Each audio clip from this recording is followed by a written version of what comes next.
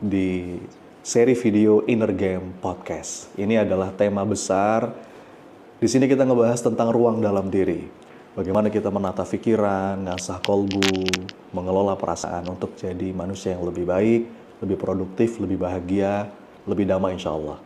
Dan seperti biasa, di setiap seri video Inner Game Podcast ini, kita berusaha menghadirkan tokoh inspiratif yang mudah-mudahan kita bisa ambil ilmu dari bintang tamu kita kali ini. Karena kalau ngomongin inner game itu erat kaitannya dengan spirituality, kesadaran. Nah, dengan siapa kita akan ngobrol di video kali ini? Saya terus terang semangat nih kalau sesi podcast karena ini kesempatan buat saya nyerap ilmu, ya, belajar dari banyak orang, termasuk dari beliau. Yang insya Allah hari ini kita akan coba gali ilmunya. Kita akan ngobrol dengan Kang Abu Marul. Assalamualaikum, Kang Abu. Waalaikumsalam warahmatullahi wabarakatuh. Aduh, hatur nuhun, Kang. Aduh, saya terima kasih. Tadi di awal ada tokoh-tokoh segala, saya mah padahal bukan siapa-siapa juga gitu kan.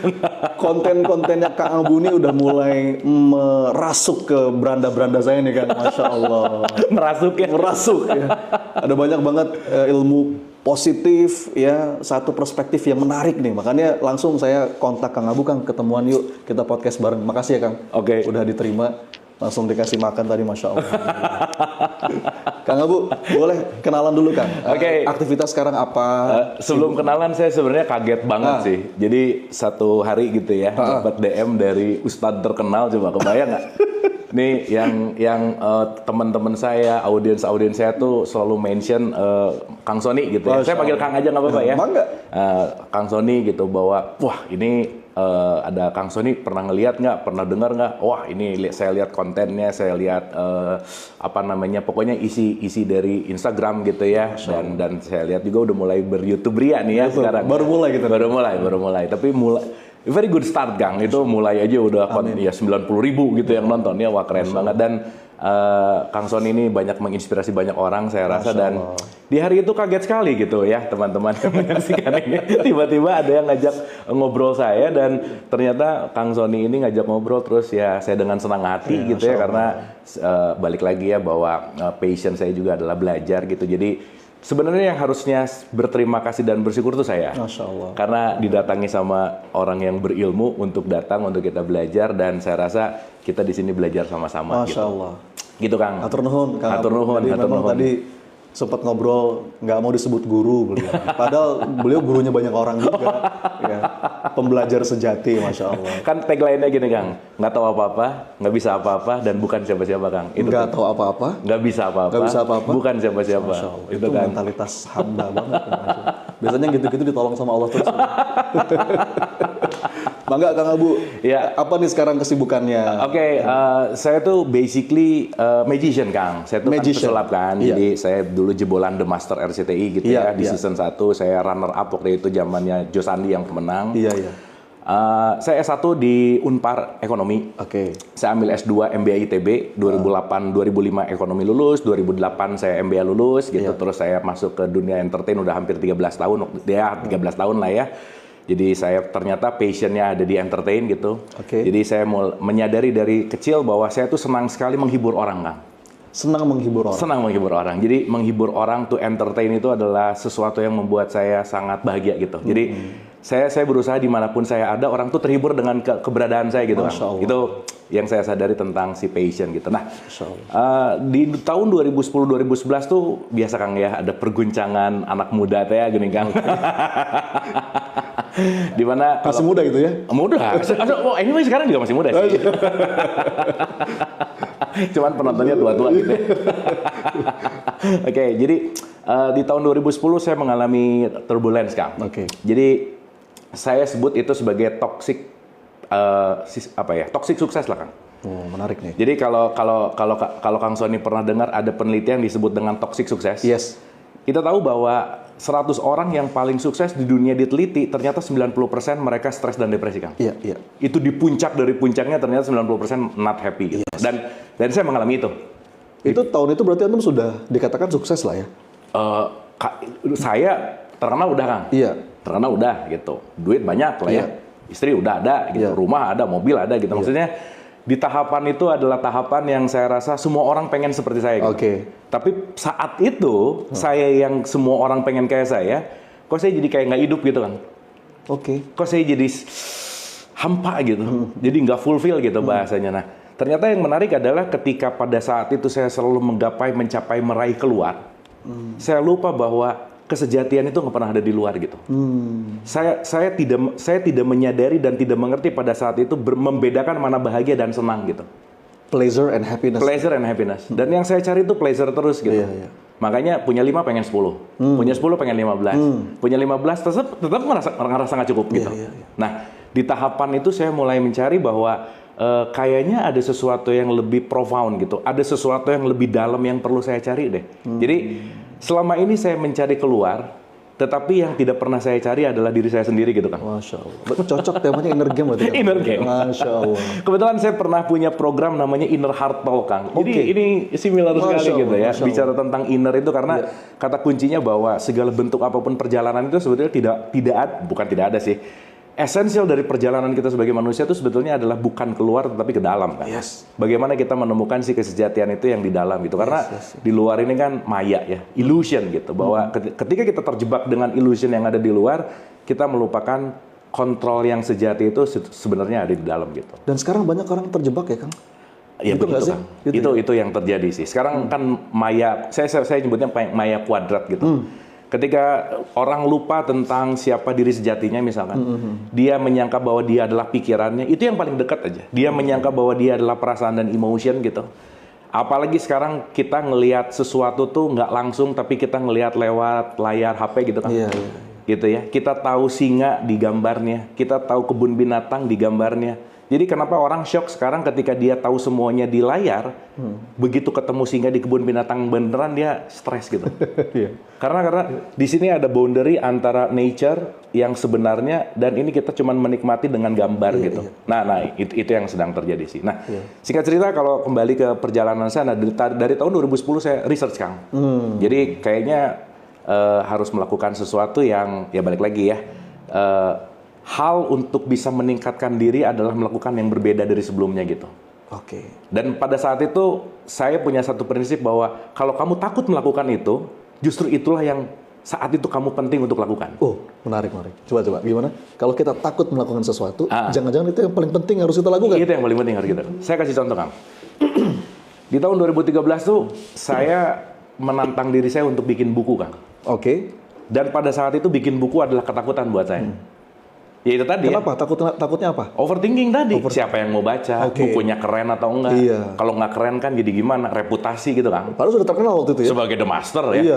Pada saat itu ya, The Master. 2013 ya? 2013 gitu. Nah, jadi waktu turbulence itu saya banyak belajar lah ya. Dan saya pengen membuat pembelajaran ini juga nggak buat saya gitu. Karena saya mikir gini Kang, begitu orang nyampe pada titik ini, saya rasa bakal banyak orang yang membutuhkan ini gitu. Oke. Mungkin saya cuma duluan aja nyampe gitu. Iya. Makanya saya selalu berusaha menghormati siapapun karena buat saya tidak ada yang hebat dan yang nggak hebat. Yang ada adalah terlatih atau tidak gitu. Oke. Concernnya pada terlatih atau tidak. Mungkin saya cuma duluan tahu. Nggak lebih hebat juga sih. Nah, saya yang sebagai duluan tahu, saya punya rasa bahwa kayaknya penting deh untuk saya bagikan gitu. Nah, waktu itu tuh muncul ide tuh, pengen bikin buku gitu. Tapi ketakutan kan. Nah, ini saya paksain. Nah, jadi kita tahu bahwa bertumbuhnya hidup adalah melepaskan kebiasaan lama gitu. Oh, keren ya. Mau nggak mau gitu. Dan akhirnya waktu itu saya takut nulis, saya takut apa dan lain. Nah, saya selalu mencoba sesuatu yang saya takuti gitu kan. Iya. Gitu. Makanya ketika saya mencoba sesuatu yang saya takuti, saya akan mendapatkan pengalaman yang ekstrim di situ. Kebayang saya takutin untuk ngetik lah, untuk menulis apa dan lain-lain. Tapi ya saya belajar dan akhirnya ya saya bisa menguasai gitu. Nah di tahapan itu akhirnya terciptalah buku pertama judulnya Hukum Langit. Buku kedua kemarin di pandemi keluar juga namanya Mind Blowing. 3, 4, dan 5 lagi ongoing proses gitu. Lagi ongoing proses. Akhirnya sekarang jadi kecanduan bikin buku kan. Masya Allah. Sama kayak dulu lah Kang. Iya. Dulu tuh demam panggung. Oke. Makin kesini kalau nggak ada panggung demam. Gitu. Pokoknya cari panggung terus. Gitu. Masya Allah. Ya memang menarik ya. Saya juga tadi saya bilang ya konten-konten positif dari Kang Abu ini suka udah mulai muncul di beranda nih. Karena mungkin ada beberapa persamaan Kang dari yang sedang saya kaji juga. Kalau ngomongin inner game itu ada satu tema nih Kang ya. Mudah-mudahan bisa kita explore di video kali ini tentang letting go. Yes. Tentang letting go. Saya lagi senang banget ngedalemin gitu ya, ngupas tentang bab ini ya. Mungkin kalau secara gambaran besar kita udah sering dengar lah ya. Tapi ketika saya mulai mengkaji lebih dalam, mulai ketemu banyak tuh konten-konten dari Kang Abu tuh. Makanya wah ini kayaknya asik nih bahas ini bareng Kang Abu nih. Gimana Kang? Kenapa ini penting sih? Kenapa antum mengangkat ini jadi satu tema yang kayaknya sering antum bahas juga nih? Iya. Kita mulai dari why. Kenapa ini penting? Oke, gini.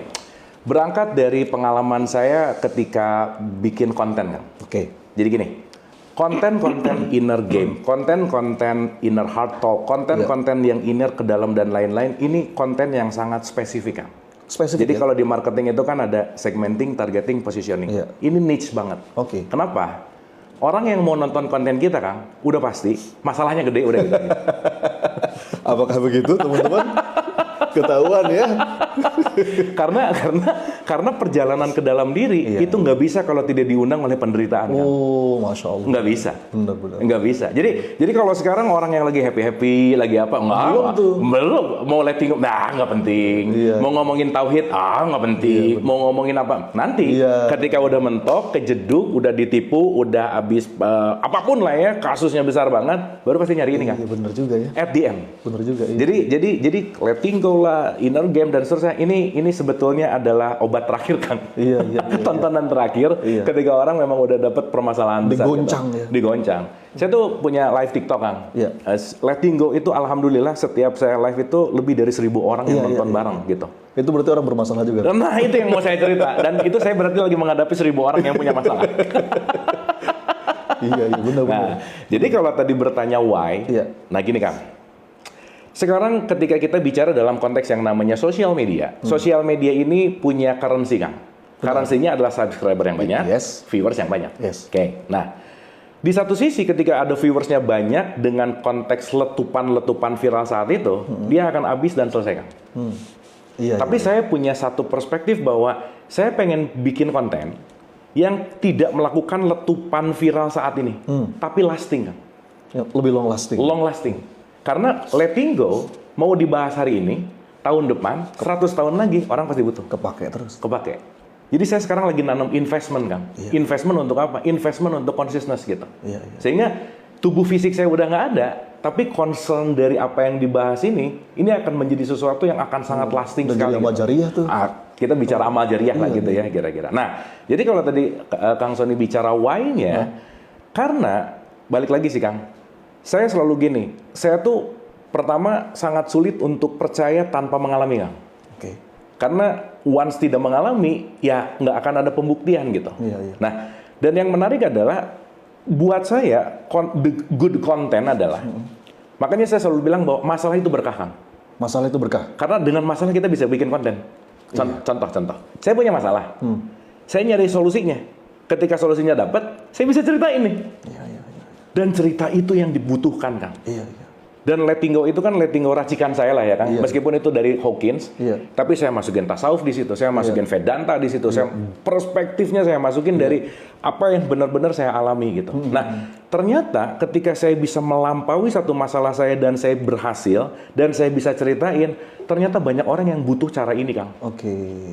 Nah, jadi kenapa waktu itu saya start kayaknya orang perlu deh, itu nomor satu. Nah, kenapa orang perlu? Kenapa kita perlu letting go sih Kang Abu? Karena kalau kita nggak pernah letting go, kita nggak akan bisa bertumbuh Kang. Itu dia. Kita nggak akan bisa lebih baik gitu. Nah, yang kedua alasan saya, kita tahu bahwa nilai literasi masyarakat kita tuh rendah banget. Orang malas baca buku kan. Ya udahlah, daripada lu pada malas baca, gua bacain, lu nonton gitu. Masa nonton aja nggak mau gitu kan?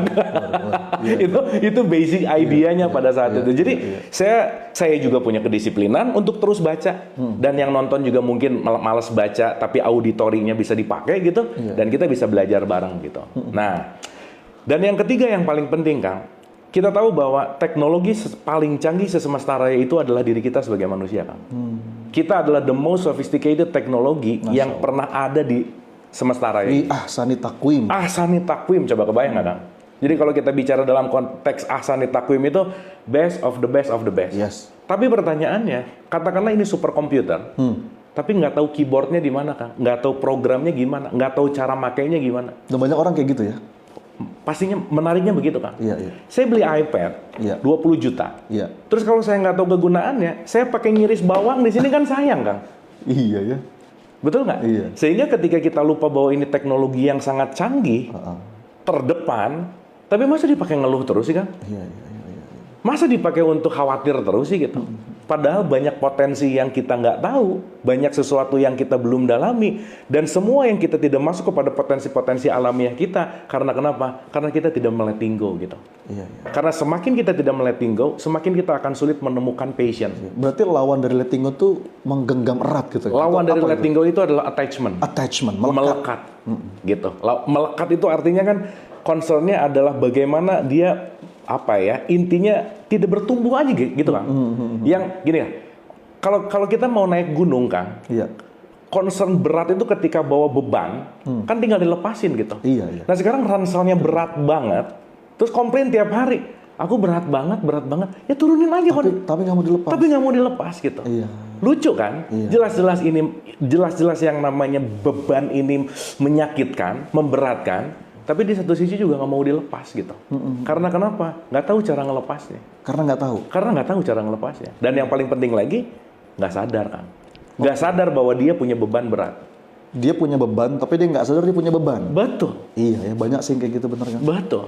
Karena nanti kita bisa bahas spesifik kenapa banyak kita nggak taunya, karena kita akan masuk ke dalam beberapa alam, katakanlah ada conscious, subconscious, unconscious gitu. Dimana kita tahu bahwa alam tidak sadar kita tuh lebih banyak sekali memorinya daripada alam sadar kita gitu. Jadi maksud saya gini, Kang. Rugi banget kalau orang terlalu sibuk ngurusin orang lain, sementara dia nggak punya waktu untuk menelaah dirinya gitu. Iya. Dan hari ini kayaknya gitu tuh, Kang. Kita lebih mudah terkoneksi sama orang ya lewat sosial media tadi, tapi sampai susah buat nyambung sama dirinya sendiri. Iya. Dan itu habits, Kang. Habit itu ya? Udah habits dan dilakukannya secara community lagi. Oke. Dan ketika itu dilakukan, semua orang melakukan, ya terciptalah sesuatu yang swarm. Ya swarm tuh kolektif gitu. Kebayang nggak, Kang? Sudah menjadi sebuah kecerdasan kolektif untuk kepo sama orang lain. Kan masyarakat kita tuh keponya dahsyat banget, Kang. Wah, dahsyat deh. Knowing every particular object, pengen tahu gitu. Dan judgment gitu. Judge, nah itu dia. Udah deh. Iya. Udah deh gitu. Nah, jadi kalau kembali ke why tadi, why pertama setidaknya saya meninggalkan sebuah karya yang bermanfaat, Kang. Dan saya rasa karya yang paling bermanfaat bukan saya ninggalin sebuah materi, tetapi software untuk mengenal diri gitu. Karena begitu software untuk mengenal dirinya dapat, diinstal, itu akan lasting gitu, Kang. Saya rasa concernnya ada di situ sih. Oke, baik. Setelah why berarti berikutnya what nih? Apa itu? Bagaimana antum mendefinisikan letting go? Oke. Kita bicara letting go, kita harus ngebedah dulu diri, Kang. Ngebedah diri dulu ya? Nah, kita tahu tentang satu statement dalam perspektif bahasa Arab itu disebut man arafah nafsah. Yes. Fakot arafah robah gitu ya. Kalau pinjam dari Temple of Apollo, Socrates itu kan ada who am I gitu ya. Who am I atau what are you gitu ya. Pertanyaan-pertanyaan perennial, kalau dalam bahasa filsafat itu disebut perennial, itu kan sesuatu yang tidak ada ujungnya kan. Pertanyaan tentang mengenal jati diri kan, siapa aku gitu kan, secara eksistensial lah gitu ya kira-kira. Nah, hal yang paling menarik adalah ketika kita tidak menyadari konsistensi kita sebagai manusia, kita tuh apa sih sebenarnya?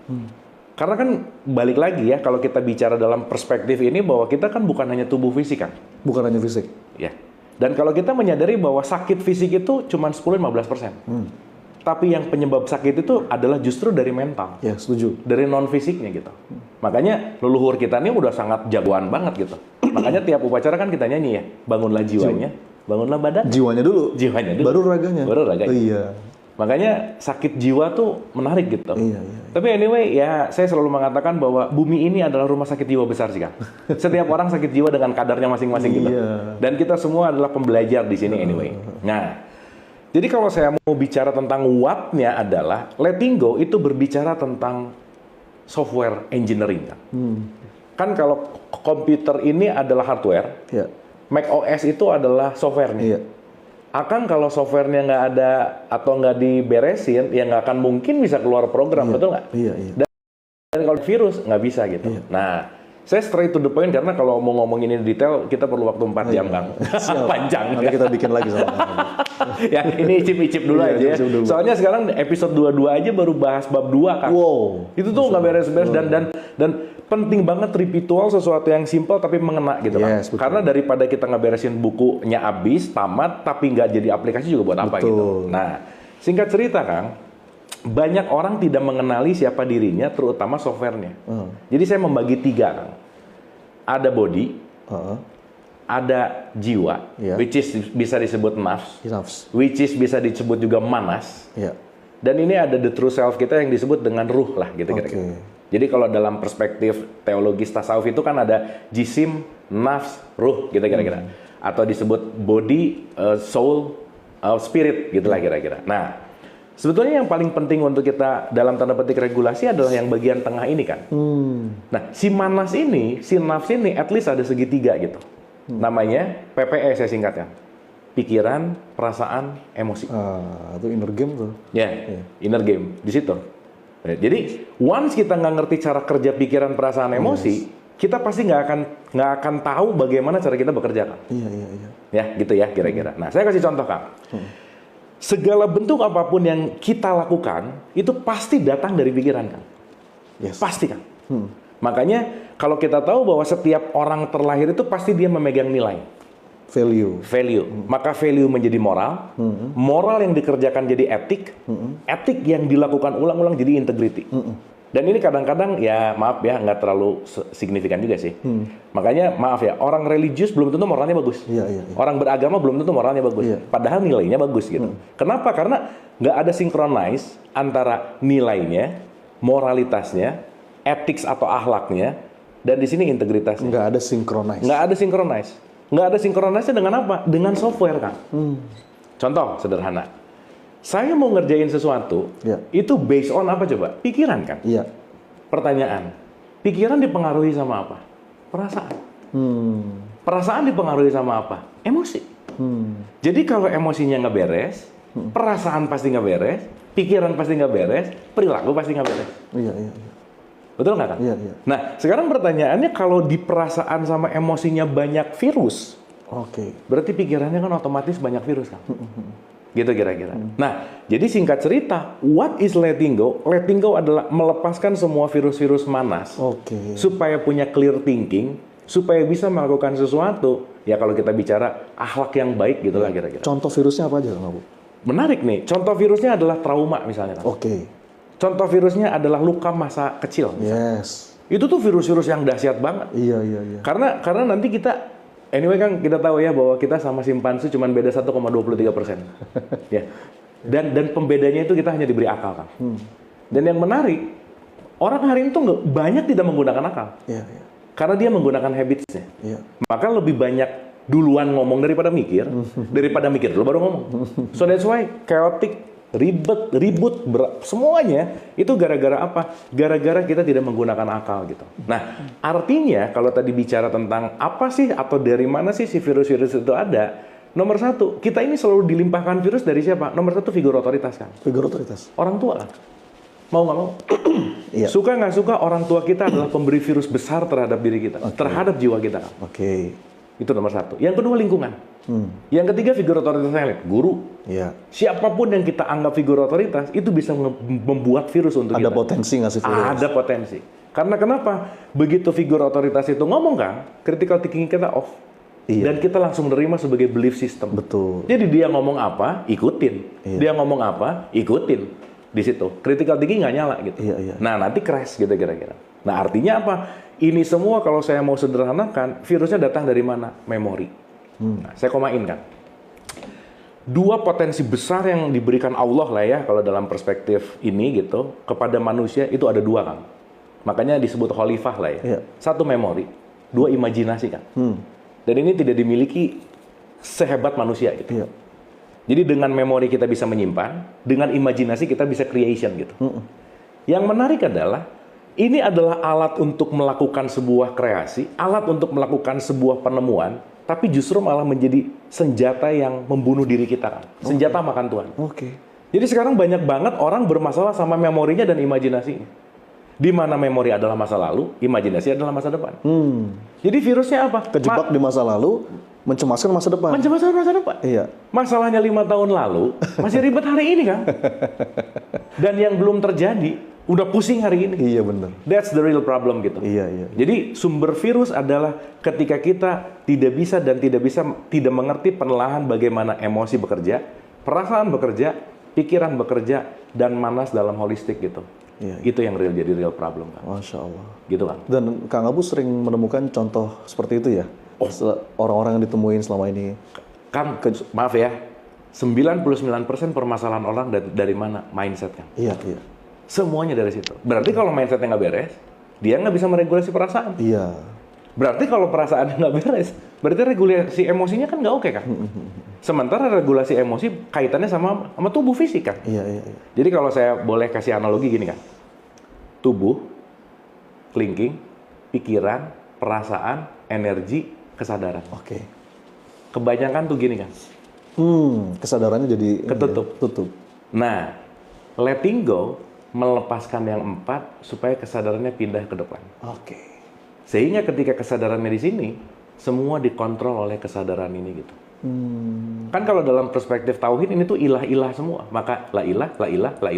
Yang ada apa? Kesadaran gitu. Masya Allah. Once ini semua kita kontrol dengan kesadaran, bahwa bukan pikiranku yang mengontrolku, bukan perasaanku yang mengontrolku, tapi aku yang mengontrol pikiran. Iya. Itu dalam kendali kita. Dalam kendali kita. Iya. Makanya kita yang memegang penuh remote hidup kita. Iya. Makanya istilah saya gini kan, hari itu banyak banget orang nyimpen remote control happiness-nya di orang lain. Betul, di mulut orang, pengakuan orang, validasi orang.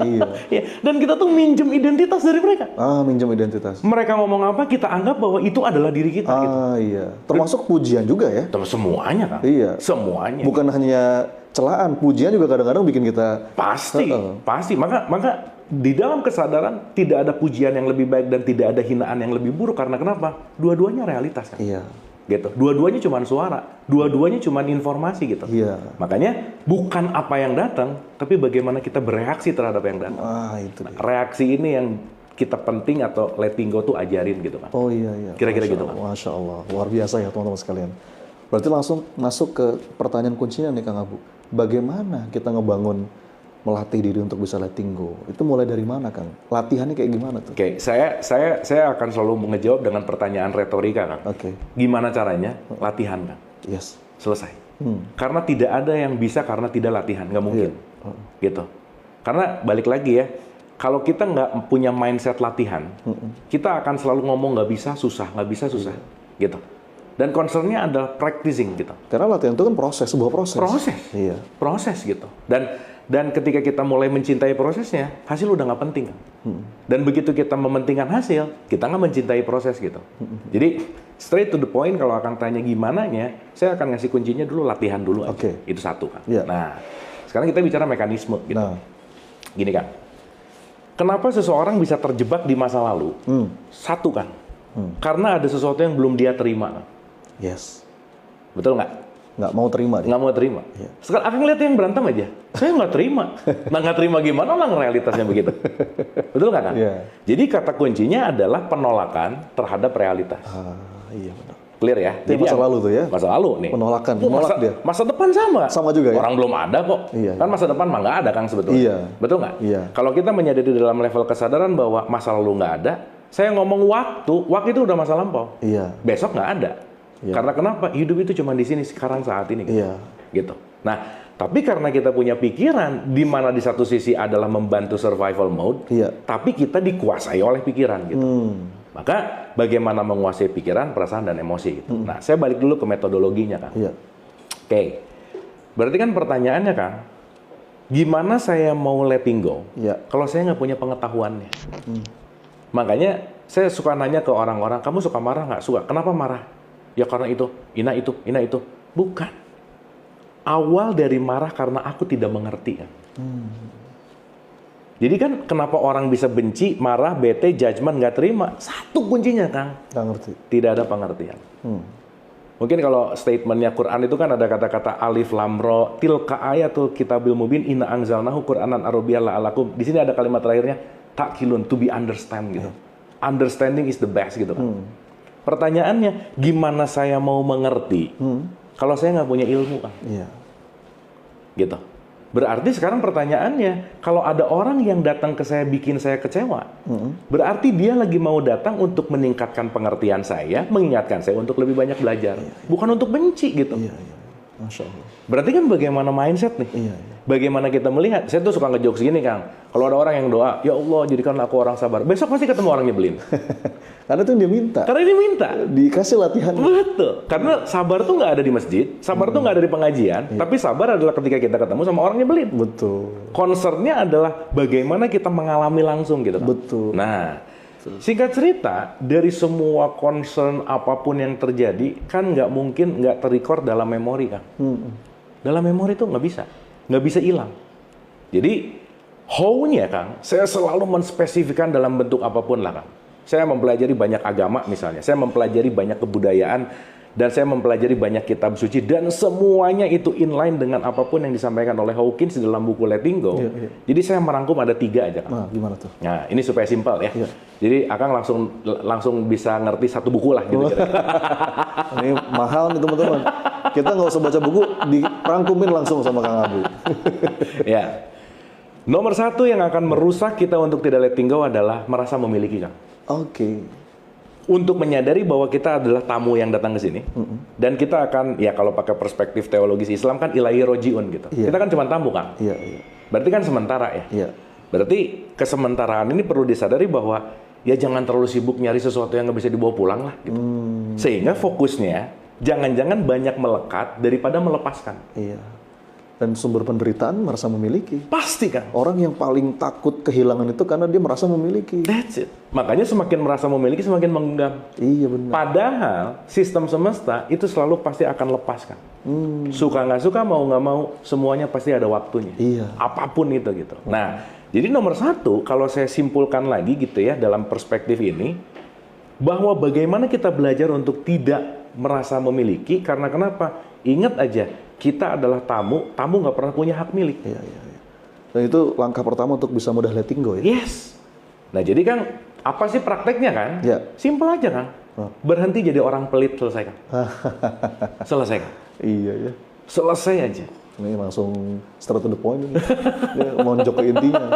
Iya. Karena mau belajar letting go tetap jadi orang pelit. Iya. Wah, udah deh. Artinya pelit itu karena merasa memiliki. Merasa memiliki. Kalau orang nggak merasa memiliki, nggak mungkin dia pelit. Nggak mungkin ya pelit. Ya pelit perspektifnya kan bukan hanya ngasih uang misalnya. Iya, ya. iya. Pelit di sini artinya dia nggak peduli untuk berbuat kebaikan. Dia nggak mau menolong orang. Dia tidak mau bermanfaat gitu misalnya. Iya. Artinya masa bodoh gitu kan. Ya kamu saya gitu. Concernnya ada di situ. Kenapa? Karena kepelitan yang akan membuat kita akan muter di state yang sama. Oh, iya, menarik nih. Gitu. Makanya kenapa sih penting untuk kita mau ya pakai bahasanya lepas lah. Mungkin kalau pakai bahasa Quran itu bersedekah baik lapang maupun sempit gitu kan. Iya. Kenapa sih bahasanya baik lapang maupun sempit? Karena mau lapang maupun sempit, apapun yang kita berikan jangan lupa ada hukum perputaran. Dan perputaran itu yang disebut terima kasih kan. Terima kasih. That's it. Kalau saya udah nerima, jangan lupa ngasih. Iya. Karena kalau kamu nggak ngasih, kamu nggak akan nerima lagi gitu. Iya. Punten ya Kang, soal itu saya Kang. Kenapa orang miskin makin miskin? Karena dia pengen nerima terus. Iya. Dia tidak menjalankan hukum semesta yang memberinya kan. Iya. Maka dia akan makin miskin pasti. Padahal dalam keadaan sesempit apapun kita diminta untuk tetap. Betul. Dan kan maksudnya ngasih itu kan bukan hanya materi ya. Iya. Ya kita bisa pakai tenaga. Kita bisa pakai pikiran. Kita bisa pakai waktu gitu. Tapi at least jangan lupa bahwa hukum semesta yang tidak akan pernah hilang adalah pertukaran yang namanya terima kasih. Gitu kan. Maka kalau di sini teman-teman lagi ada yang kesusahan, lagi ada chaos gitu ya, pokoknya drop. Cara terbaik untuk lepas diri kita dari kesusahan hidup adalah menolong orang lain kan. Selesai. Iya. Selesai aja. Kenapa? Karena dengan itu energi perputarannya jalan. Jadi nomor 1, how to letting go adalah stop jadi orang pelit kan. Itu stop jadi orang pelit. Nonjok banget itu. Kita pengen hidup kita berubah tapi pelit. Mana bisa? Nggak bisa. Pengen dapet tapi nggak ngasih gitu. Iya. Sama kayak pengen berbuah tapi nggak nanam gitu kan. Iya. Apalagi nanam cabai tapi semoga keluar durian. Nggak bisa lah gitu. Ini kan semua udah dalam strata sistem gitu. Gitu kan kira-kira. Jadi itu nomor 1. perasaan memiliki, ini bahaya teman-teman. Yang bikin susah letting go. Oke, Kang, itu menarik nih. That's attachment ya. Yes, itu attachment. akan masuk ke attachment. Nah, kalau stage 1 udah beres, Kang, kita akan masuk ke layer berikutnya. Ini akan lebih mudah untuk ngontrol manas, Kang. Oke. Karena pelit itu ngebuat si manas ini jadi gini terus, Kang. Orang yang sebelumnya nggak punya Harley, dia tidur nyenyak. Bener. Begitu punya Harley, jam 1 bangun ada nggak? Iya. Jam 3 bangun ada nggak? Waktu parkir aja dipikirin, kegoret nggak? Gitu, Kang. Iya. Jadi nggak nyaman hidupnya gitu. Oh, kalau lagi itikaf tuh kan orang yang susah tidur, yang handphonenya mahal terus dicas itu nggak bisa tidur itu. Iya. Pernah lihat lagi ada nggak? Makanya itikaf nggak usah bawa handphone ya. Gitu, Kang. Nah, kalau kita udah mulai belajar melepaskan, Iya. ada satu poin yang kita masuk ke dalam konteks yang namanya ego, Kang. Ego. Maka yang nomor 2 adalah pandai kontrol amarah. Wah, ini nggak bisa, Kang. Orang pelit itu susah kontrol amarah. Jadi jangan heran, kenapa orang pelit itu sumbunya pendek, Kang? Itu berkaitan ya? Oh, sangat. Berkaitan. Sangat banget, Kang. Makanya orang pelit, Kang. Sorry ya, Kang ya. Mau sehebat apapun ibadahnya, serajin apapun, Iya. tapi dia nggak nomor 1 dan nggak nomor 2, dia nggak nyampe ke tujuan gitu. Iya. Karena kita tahu bahwa semua ritual itu adalah menuju kepada jalan spiritual secara esensial, kan? Dan outputnya adalah apa? Akhlak dong. Iya. Gitu. Nah, jadi nomor 2 itu saya selalu mengatakan bahwa ketika seseorang udah melepaskan kepemilikan, dia akan mulai bisa mengontrol egonya, kan? Gitu. Dan mengontrol ego itu adalah menjeda, Kang. Jeda. Pause moment. Nah, ada 2 poin di sini, Kang. Saya mau bilang dari statement yang pertama dulu. Mungkin teman-teman ini dari pembicaraan ini saya rasa ini yang nggak boleh lupa sih, Kang. Karena ini Penting ya? penting banget, Kang. Ini penting banget. Apa pentingnya? Manusia tidak pernah punya masalah dengan apapun dan siapapun kecuali sama egonya, Kang. Titik. Kita perlu highlight. Manusia tidak pernah punya masalah Dengan apapun dengan dan siapapun kecuali sama egonya. egonya. Selesai, Kang. Oke. Selesai. Jadi once kita benci sama orang lain, once kita mau apa orang lain, jangan lupa bukan dia yang bermasalah, Ego kita. tapi ego kita. Oke. Pertanyaan, Kang, ego di luar atau di dalam? Di dalam dong. Betul nggak? Jadi kalau punya masalah, jangan cari jalan keluar, tapi cari jalan ke dalam. Iya. Kita sering sibuk nyari jalan keluar, lupa cari jalan ke dalam. Inner game, itu jawabannya. Karena kenapa? Once kita memperbaiki yang di dalam, yang di luar itu pasti proyeksi, Kang. Karena yang di luar itu cuma layar aja sih. Iya. Ini proyektornya. Jadi once kita ketemu orang nyebelin, yang nomor 1 diingat adalah apa yang memproyeksikan dia bisa begitu. Iya. Karena itu semua cuma layar gitu. Jadi once kita sadar bahwa the problem dalam hidup ini adalah ego, ego itu adalah manas, manas itu adalah pikiran, perasaan, emosi, kita akan tidak mudah menyalahkan orang lain. Apalagi nyalahin Allah gitu, kan. Dikit-dikit Allah menguji gitu. Dia nggak pakai victim, nggak punya mental korban akhirnya. Nggak punya dia nggak playing victim. Playing victim. Gitu. Dan once dia tidak playing victim, perlahan dia akan menerima. Iya. Itu poinnya. Nah, pertanyaan. Terus gimana caranya, dong? Nah, Caranya adalah sesederhana, kan. Kita punya jeda dalam mau melakukan apapun. oke. Iya. Pause moment tadi. Pause moment tadi. Kenapa? Di era media sosial sekarang, di era modern sekarang, tombol pause manusia tuh banyak rusak, kan. Contoh simpel aja. menarik nih. Simpel aja, kan. Mau ngebales WhatsApp, mau ngebales komen, sesimpel diem dulu aja. Oke. Dan mulai ditanyain, ini saya mau ngebales hal baik nggak? Iya. Buruk nggak? Dan ketika kita punya momen itu untuk merenungkan ulang apa yang dilakukan, Kang, itu latihan terbaik untuk letting go. Kebanyakan orang reaktif. Reaktif. Jadi kebanyakan orang itu dikuasai oleh emosinya. Iya.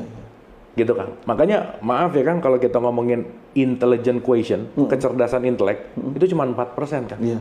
Lebih dari 42% itu emosional. Emosi, iya. Ya pintar tapi nyebelin buat apa sih gitu. Betul nggak, Kang? Iya. Karena concern kita adalah kerjasama dalam sosial, kan. Dan itu berpengaruh pada nasib hidupnya akhirnya. Pasti. Ya kalau nyebelin siapa yang mau jadi Ya, teman? betul. Gampangannya lah gitu. Apalagi nanti kita bicara ada energi, ada vibrasi, ada frekuensi. Misalnya.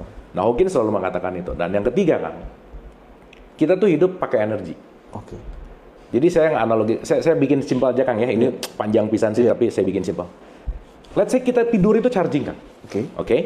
Once kita tidur cancil, kalau tidurnya berkualitas, itu pasti akan 100% pas bangun. Nah sekarang orang tidur tuh nggak 100% ya. Kenapa? Dia tidur dengan masalahnya. Oke. Dia tidur dengan overthinking. Oke. Maka tidurnya nggak berkualitas. Tidurnya nggak berkualitas, asupan makanannya nggak berkualitas. Kenapa? Karena semuanya nggak jadi holistik gitu. Nah, simple adalah ketika bangun tidur katakanlah oke, good quality sleep gitu, dia 100% kan. Oke. Kan kita ngapa-ngapain pakai energi ya kan? Betul. Even ini handphone nggak diapa-apain, dia tetap turun. Iya. Karena dia punya background apapun itu. Activity. Oke? Pertanyaan Kang. Kita sebagai manusia, sebagai makhluk energi, kita perlu sadar bahwa tubuh biologis kita tuh terdiri dari 50 triliun sel Kang. Dan satu selnya 1,4 volt. Kita adalah energy being. Berarti mau ngapa-ngapain, perlu pakai energi, betul nggak Kang? Iya. Yes. Nah teman-teman, saya rasa juga penting untuk mulai menyadari, lihatlah energi diri kita seperti uang kan. Oke.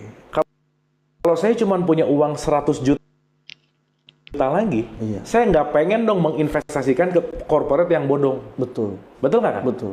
Jadi coba direka-reka ulang, disadari ulang, kalau mau marah kira-kira nggak perlu-perlu amat, nggak usah investasi di marah.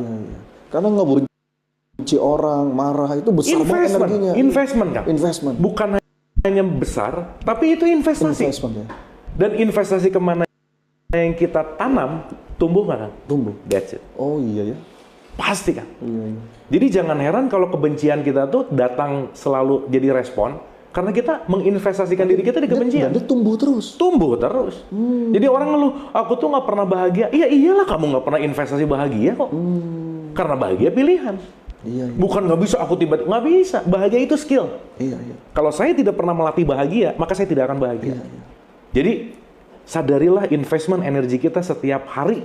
Menarik. Investment energi ya. Iya, supaya ketika saya menginvestasikan ke kayaknya nggak harus marah deh, nggak usah. Ya Sayang udah. gitu ya, sayang. Sayang. Tadi menarik tuh, bukan cuma ngebuang, tapi itu Investment kan. Dan mau nggak mau gitu. Nah saya kan melakukan podcast sama Akang investasi. Iya. Dan saya nanya gitu, ini investasi yang bagus nggak? Oke, do it gitu. Masya Allah. Daripada kita ngomongin orang kan. Iya. Benar. Benar nggak? Ini Karena kita memang fitrahnya sibuk, kalau kita nggak sibuk dalam kebaikan, sibuk dalam kejelekan. Betul. Dan urusan sibuk kan urusan prioritas. Iya. Energi lagi gitu. Energi. Nah jadi balik bahwa once kita bijaksana dalam mengolah energi, dan nggak ada orang yang bisa menggantikan pengolahan itu kecuali diri sendiri kan. Maka saya selalu mengatakan bahwa perjalanan hidup ini nggak bisa diwakilkan. Once kita tidak mengelola dan tidak mengolah, jangan pernah berharap ada siapapun yang bisa menolong kita. Karena kenapa? Nggak akan ada orang yang bisa sayang sama kita kita sayang sama diri kita sendiri. Iya. Nggak ada lagi kan. Iya. Dan ketika kita depend sama di luar diri kita, tergantung ya. Tergantung, kecewa aja. Bener. Gitu kan. Dan bocor energi paling besar tuh satu kan. Gimana tuh? Menilai. Menghakimi. Menilai orang. Judging tadi. Oh gitu ya. Akan ngelihat hujan, gitu? ngelihat hujan, komplain. Ya. Menilai tuh. Iya. Lihat gini, ya. Karena itu dilakukan tanpa sadar. Oke. Karena kita auto judgment tuh, ngelihat orang beda dikit salah, ngelihat ini komplain, ngelihat ini. Berapa energi yang kita keluarin tanpa sadar? Itu bocor energi. Wah Kang, bocor banget kan. Makanya pernah, saya rasa bisa dirasain, nggak ngapa-ngapain tapi lemes badan kan. Iya. Karena kenapa? Too much judgment gitu. Iya, dan hari ini kayaknya memang apalagi netizen yang maha benar dengan segala pernyataan. Kerjaannya nilai terus ya. Makanya capek banget tuh ya hidup orang yang suka nilai-nilai begitu tuh. Iya. Dan ya udahlah, mereka komen lah ya. Dan itu konsekuensi sih gitu. Iya. Nah jadi itu yang kedua Kang. Jadi satu nggak pelit. Yang kedua adalah ego. Nah ini Kang, maaf banget ya teman-teman semua. Jangan pernah pengen bisa letting go kalau nggak bisa atau nggak punya skill yang nomor 3 Kang. Betul. Ini kalau saya sebut the highest tools of letting go. Metode yang paling penting dalam, saya rasa bukan hanya letting go tapi kehidupan. Oke. Nomor 3 adalah pandai memaafkan kesalahan orang lain Kang. Selesai Kang. Iya. Udah selesai Kang. Itu nggak punya, udahlah. Apa sih Kang Abu yang bikin orang tuh susah maafin? Sebenarnya apa sih akarnya? Akarnya nggak mau. Nggak mau aja. tapi dirinya sendiri gitu. Akang benci, saya benci. Nomor satu yang paling merespon siapa? Tubuh. Iya benar. Marah 5 menit, imun tubuh kita off 6 jam. Gimana? Marah 5 menit, semua kekebalan tubuh mati. Dan yang keluar adalah kortisol misalnya, adrenalin misalnya. Dan itu kan membuat chemistry tubuh kita jadi nggak homeostasis gitu, nggak seimbang gitu. Itu marah loh Kang. Iya. Apalagi naik ke benci, dengki, dendam, dan tiap hari kita menyumbangkan hormon-hormon mematikan gitu. Iya. Jadi siap zolim nggak sama diri sendiri? Pasti. Iya. Dan kita lupa bahwa ketika kita benci sama siapapun, yang paling kita sakiti, yang paling kita bunuh, itu adalah diri sendiri gitu. Iya. Atau jadi gimana Kang latihannya supaya pandai maafin tuh? Latihan sederhananya gimana tuh Kang Abu? Jangan pelit dulu nomor satu kan Tadi berkaitan. berkaitan. Iya benar. Karena nggak bisa langsung maafin kan? Iya benar. Nggak bisa. Sebenarnya nanti ada 4, 5, 6, 7 sih. Iya. Cuman kayaknya 3 dulu lah Iya. ya. Gitu sebagai icip-icip. Nah, Kita bikin lagi. ngomongin gini nggak bisa sekali kan? Iya. Tapi anyway, ya saya rasa once kita banyak komplain tentang hal, karena gini kan, kalau kita tidak letting go sesuatu, kita akan ketemu masalah yang sama, cuman tempatnya beda, orangnya beda, selesai. Jadi kayak remedial gitu ya. Remedial. Iya benar sih. Kalau kuliah nilainya D atau E, ya sorry itu saya ya, ngulang. Iya. Mata kuliahnya sama, ujiannya sama. Iya. D lagi E lagi, sama. Diulang lagi. Iya. Pertanyaannya mau sampai kapan? Nah itulah yang tadi saya cerita. Orang yang serius belajar begini, itu kebanyakan dipanggil oleh penderitaan kan. Makanya Rumi selalu mengatakan bahwa luka adalah tempat cahaya masuk. Wah ini dia. Karena kalau kamu tidak pernah terluka, ya nggak akan ada cahaya yang masuk. Iya benar. Sehingga kalau kita mulai melihat sudut pandang masalah ini sebagai jalan yang masuk cahaya, kita akan melihat masalah bukan hal yang buruk. Orang tuh lupa Kang, masalah itu dari movere kan, masalah itu dari problem, pro and balance, bergerak maju gitu loh Kang. Jadi masalah datang supaya kita maju sebenarnya. Iya. Akang kalau nggak ada masalah nggak akan ada podcast ini. Betul. Akang kalau nggak ada masalah nggak akan jadi coach. Iya. Betul nggak Kang? Iya. Sehingga kalau kita melihat masalah sebagai jalan untuk maju, kita sadar bahwa ini adalah jalan untuk aku bisa lebih move on gitu, untuk menjadi the best version my life gitu Kang. Masya Allah. Teman-teman senang banget nih sama bahasan kali ini ya. Semoga juga teman-teman demikian. Ini inner game banget nih. Inner game banget nih. Daging banget ya tentang 3 tadi penyakit tadi. Mudah-mudahan ya kita bisa terus berproses ya Kang Abu ya. Pelan-pelan lah ya. Pelan-pelan kita bareng-bareng. Cuman gini Kang, saya juga sama teman-teman ya. Saya ngomong banyak karena apa yang udah saya research sih. Jadi saya ngomong banyak ya, maaf ya, karena ini memang banyak gitu. Banyak orang katakanlah gini Kang, ketika dia, jangan lupa ya, bahwa kesehatan tubuh memengaruhi kesehatan mental, mental pun demikian. Oke. Let's say kita perlu olahraga Kang. Oh iya. Let's say ya. Dan ketika orang banyak riset olahraga, dia nyari kayaknya yoga nggak cocok, kayaknya ini nggak cocok, udah. Sama nyari metode, nyari masalah. Kayaknya Kang Sony nggak cocok, kayaknya nggak cocok. Saking dia banyak researchnya, jadi dia nggak ngerjain apa-apa Kang. Jadi pertanyaannya sekarang ini sering banget. Terus jalan apa yang paling terbaik? Let's say kita pakai analogi olahraga aja ya. Iya. Saya selalu mengatakan gini Kang. Terus olahraga apa sih yang terbaik? Udahlah nggak usah banyak nanya. Olahraga yang disempatkan titik Kang. Terus kalau sekarang ada gimana cara masalah aku selesai? Udahlah nggak usah cara banyak research dan lain-lain. Kerjain dulu aja. Iya. Sempetin dulu untuk latihan itu semua. Iya. Dan karena ketika kita terlalu banyak nyari tahu akhirnya kita lupa bahwa kita tidak menjalankan, tapi kita pusing dengan metodenya gitu. Kadang-kadang kita udah belajar banyak teori, terus masih nanya, apa yang harus aku lakukan? Jadi apa yang harus aku lakukan? Dan orang sembuh kalau seminar doang kan? Pulang seminar sakit lagi gitu. Kenapa? Karena nggak diaplikasiin masalahnya gitu. Iya. Itu sih poinnya Kang. Masya Allah. Kang Abu hatur nuhun pisan ini. Nuhun pisan Kang. Senang banget ya. Mudah-mudahan jadi good teaser Kang. Masya Allah. Saya terima kasih Kita Akang bikin udah lagi kapan-kapan Kang Abu ya. dengan senang hati. Nih Kang Sony lagi mampir ke kantor saya jauh-jauh luar biasa. Masya Allah. Dan satu hal yang sangat terenyuh ke saya bahwa Kang Sony bilang adab adalah bagaimana mendatangi orangnya. Jadi Kang Sony datengin saya untuk mau belajar, coba tepuk tangan buat Kang. Masya Allah. Luar biasa Kang, nuhun pisan ya. Sami-sami Kang Abu. Mungkin sebagai penutup Kang, Antum lagi ada project apa yang bisa diceritain ke audiens? Oke. Tadi ada lagi bangun komunitas katanya Ruang Cerdas. Ya. Jadi teman-teman, saya sangat concern dengan kesadaran. Iya.